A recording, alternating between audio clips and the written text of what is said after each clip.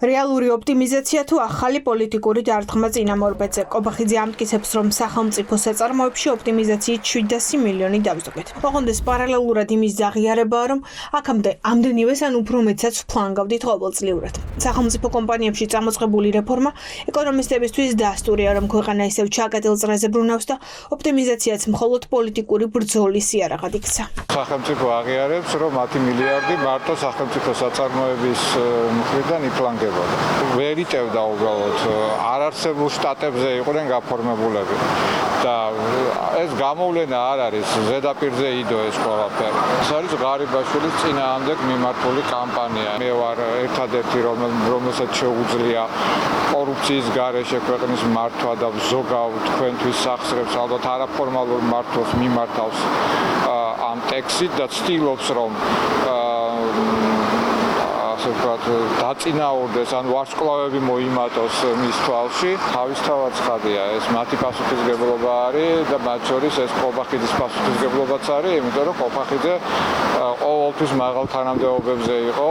თუ ჩავთვლით, რომ ყოველ წელს სახელმწიფო საწარმოებში 700 მილიონის დაზოგვა შეიძლებოდა, გამოდის, რომ ოცნების ხელისუფლების პირობებში 9 მილიარდზე მეტი წყალში გადაიყარა. ყველამ კარგად იცის, რომ სახელმწიფო საწარმოები ზარალზე მუშაობენ, დივიდენდს არ იხდიან და ძირითადად ეს კომპანიები პარტიული აქტივის დასაქმების მთავარი ადგილია. ფული რომ იფლანგებოდა, იცოდა ივანიშვილის გუნდმაც. წლების განმავლობაში ამაზე ოცნება თვალს ხუჭავდა. ახლა კი პასუხისმგებლობის თავიდან არიდება ივანიშვილის გუნდის მოქმედ ლიდერებსაც ჭირდებათ.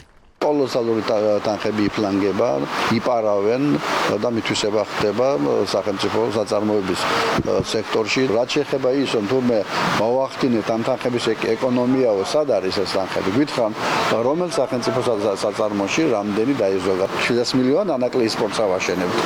ახალი რკინიგზა გაიყვანეს? ან ახალი გადამცემი ხაზები? ან გაზის სექტორში რაიმე სიახლე მოხდა?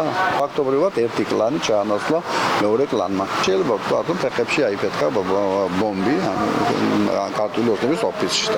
ექსპერტები ელოდებიან ზუსტ რიცხვებს, რომელ საწარმოში რამდენი დაიზოგა, როგორია ხარჯების კლასიფიკაცია და სადაპირებენ ახლა თითქოს დაზოგილი 700 მილიონის გადანაწილებას, ისე რომ ქართულმა ეკონომიკამ სარგებელი ნახოს. თანამდებობებზე ჩინოვნიკების ჩანაცვლება ან სხვა პროექტებში თანხის გადანაწილება მოცემულობას ვერ შეცვლის, უბრალოდ ერთი ჯგუფის ინტერესებს მეორე ჩაანაცვლებს ისევ ბიუჯეტის ხარჯზე.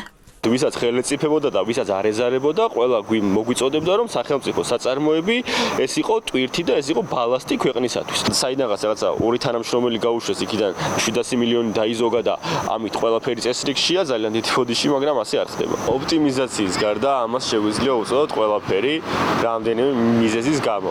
თუ ოპტიმიზაციაზე ვსაუბრობთ, შემიძლია გითხრათ ათეულობით CP და IP, რომელშიც მაგალითად იქ დასაქმებული ადამიანები გარდა მთავრობის მხარდაჭერისა და ყავისმის გარდა არაფერს არ აკეთებენ. თუ მაგალითად რომელიმე საწარმოს ოპტიმიზაციაზე, სახელმწიფო საწარმოს ოპტიმიზაციაზე ვსაუბრობთ და იქიდან რაღაცა რაოდენობის თანხას ვზოგავთ და შემდეგ ისევ ამავე საწარმოში ვაბრუნებთ, ეს ყოველგვარ ლოგიკას მოკლებულია.